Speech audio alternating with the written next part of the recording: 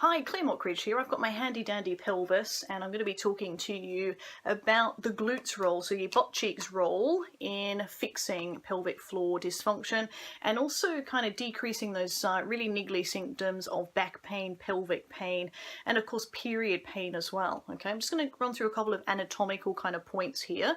So at the front of your pelvis you've got your pubic bone, so fingertips, if you just find your belly button, go all the way down, the last bone that you get to is your pubic bone. Okay, if I ask you to pop your fingertips on your hip bones, these are these little prominences here. Okay, so that's your hip bone. Sit bones as well. Often, well, if you pop your fingertips kind of in your butt cheek there, you'll feel something. Yeah, they're kind of the sit bones that you should be sitting on.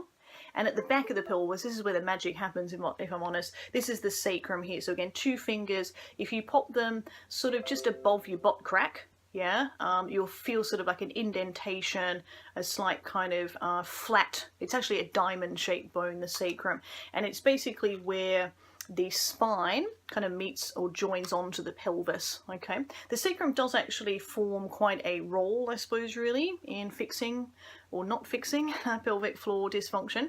So if we sort of talk about the pubic bone, the pelvic floor actually goes from the pubic bone at the front underneath you and then joins onto the back of the pelvis here at the sacrum. So if I kind of just use my palm, I suppose, you can see my third finger here on the pubic bone, and just imagining that my hand is kind of cupping, I suppose, really the pelvic floor, and it's joining onto the sacrum. So pubic bone at the front, underneath you, and then joins onto, as I say, kind of to the sacrum at the back. So this is kind of an optimal position for the pelvis and the pelvic floor, but most people actually sit on the back of their pelvis. Well, it's not just the back of the pelvis, they're actually sitting on their sacrum, okay, and their tailbone. So what this does is it shortens the distance between the pubic bone and the sacrum. So what you don't understand is, if you have been sitting incorrectly for a long time, the distance, as I say, between the sacrum and the pubic bone has got shorter. And I can't really get strength into a muscle, any muscle in the human body, by the way, if it's in a short, tight state. So what we need to do really, this is when the magic happens at the sacrum. So the only way really to get length back into the pelvic floor once it's already chronically tight is to move the sacrum away from the pubic bone, because you can't get the pubic bone to move away from the sacrum. That doesn't work anatomically. So let me tell you, what attaches to the back of your pelvis is not just the pelvic floor, but also your bum, yeah, your butt cheeks, here and here on the right and the left side of your the back of your pelvis.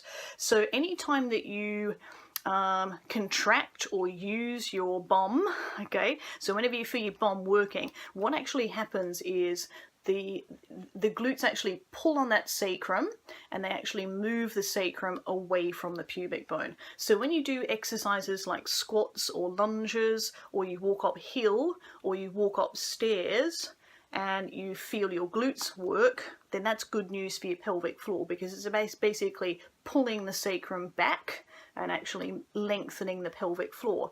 The bad news is, if when you perform squats and lunges and you walk uphill or walk up the stairs and you don't feel any contraction in your butt cheeks, then that probably tells me that your pelvic floor is probably in an inhibited state, and also your bum's probably been on holiday for a while as well. Yeah, those glute muscles do become quite weak through inactivity. Okay, so the glutes play a really big role in fixing and lengthening that pelvic floor. So what I like to do really in my Your Pelvic Matters exercise program is educate you about the basic kind of stuff that you need to know, so that you can then go about your day using your glutes at every opportunity. Okay, so I really hope to welcome you on my Your Pelvic Matters pelvic floor exercise program. More information is below, so look forward to seeing you there.